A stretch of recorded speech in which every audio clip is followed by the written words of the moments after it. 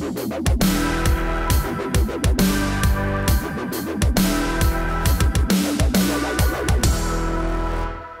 star in the top-rated show on HGTV. Their book sits at number 3 after 6 weeks on the New York Times bestseller list. They've graced the covers of both People and Entrepreneur magazines in the past month. They just launched their own magazine, and they're almost single-handedly responsible for a tourism boom in the once depressed town of Waco, Texas. So what did this adorable couple do to inspire an attack from the left?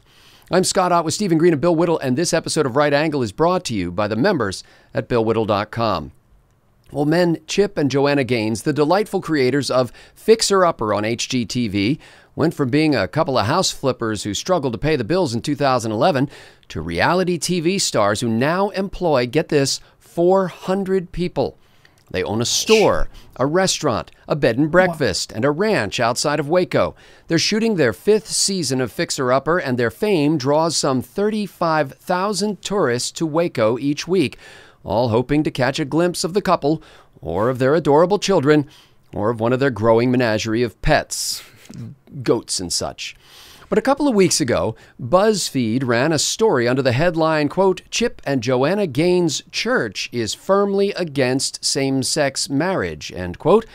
Indeed, the large evangelical church's website declares that, quote, marriage is the uniting of one man and one woman in covenant commitment for a lifetime, end quote. Those were sinister quotes, too, I should note. The article noted that Pastor Jimmy Seibert preached a sermon in June 2015 following the landmark gay marriage Supreme Court decision, in which Seibert affirmed the biblical positions that homosexual behavior is sin, that God offers grace to sinners, and that Jesus can set us free.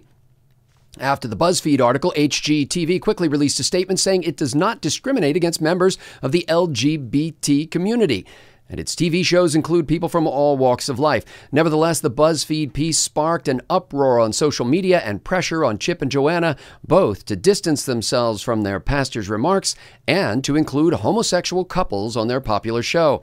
Now, the Gaines family has not made any statement beyond a tweet from Chip encouraging their fans to treat the BuzzFeed reporter with respect, and another tweet noting that in times of trouble, you'll find the Gaines family in church.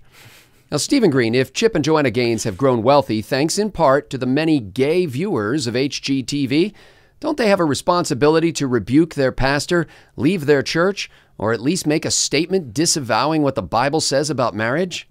No. Just no, they don't have any of that. Look, okay, here you've got this lovely couple. I don't watch their show on purpose. It's not my kind of thing. But my wife, I'm pretty sure, has watched every single one. I'll walk through the living room, and sometimes I'll sit down and join her, because what a charming couple, and they do some really impressive work really quickly. And they're the kind of people you want to meet. They've got animals. They got cute kids. They've got a growing business. I mean, it's really the kind of people that you want in your community. At least I would. But look, I say this is somebody who supports gay marriage. I disagree with the Supreme Court decision, but I support gay marriage. But I also support divorce. But I don't demand of my Catholic friends that they leave their church and join me because divorce is the law of the land. That would be ridiculous. We are allowed freedom of conscience, and what BuzzFeed has done is unconscionable. What they have said is they will pry into anyone's lives to try and make them conform to the progressive orthodoxy, and that's what this is. It's orthodoxy. If you don't belong, then you are filth, and BuzzFeed is going to drag you through the mud. Well, BuzzFeed can go to hell on this one. Well, Bill Whittle, just because Chip and Joanna Gaines are evangelical Christians doesn't mean they can ignore what the Supreme Court ruled about gay marriage.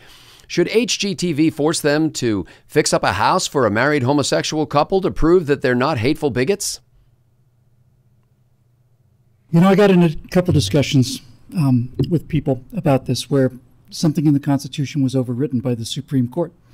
And my response was, well, the Supreme Court is wrong. I don't care what the Supreme Court said about this issue. The First Amendment says that government should not be able to coerce you into believing anything, to be forced into or out of any religion. It's as clear as it can be, and it's right there at the beginning. So I don't care what the Supreme Court says about bakers having to bake cakes for people they don't like. You know, this is a classic example of the split between this country, these two kinds of people. And I find it so interesting that the people who, like Chip and Joanna, are supposed to be the bigots, the racists, the homophobes, the haters, are the ones that say treat the reporter kindly. And meanwhile, the tolerant leftists have sniffed out somebody who doesn't agree with their mainstream progressive agenda, as Steve said. And so they must be destroyed. Scotty, let's not mince words about this. They must be destroyed the same way that bakery had to be destroyed, because everybody has to agree with the left. And if they don't, they'll kill you. Now, that may sound like hyperbole to you, but it's not. It's not only how the left functions, guys. It's not just how the left functions.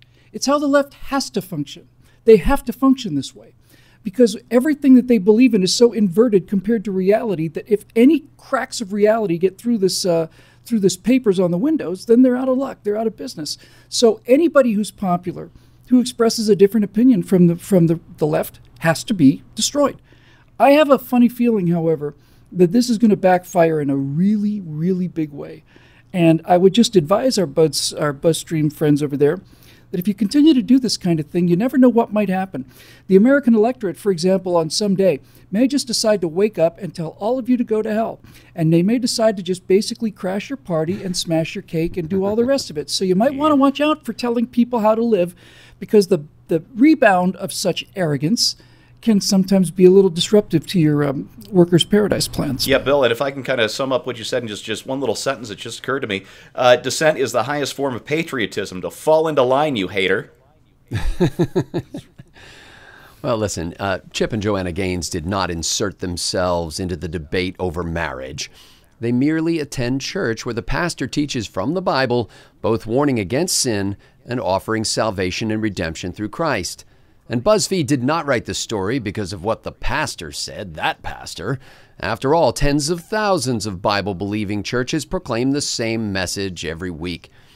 No, the BuzzFeed story emerged because of who Chip and Joanna Gaines are. Increasingly successful, disarmingly humble, and authentically devout followers of Jesus who have done nearly miraculous things for their beloved hometown of Waco, Texas. And therefore, they must be turned or burned. Chip and Joanna Gaines and their pastor are not the religious people in this story. The religious leaders of our age require adherence to a set of moralistic commandments that override personal beliefs and time-tested principles. But it's not enough to avoid breaching the neo-moralistic codex. To find acceptance in this postmodern sanctuary of the bleeding heart, one must affirm that which one does not believe, and then take action to sanction the contradiction. For Bill Whittle, Stephen Green, and the Right Angle team, I'm Scott Ott. Thank you to the members at BillWhittle.com for making this possible.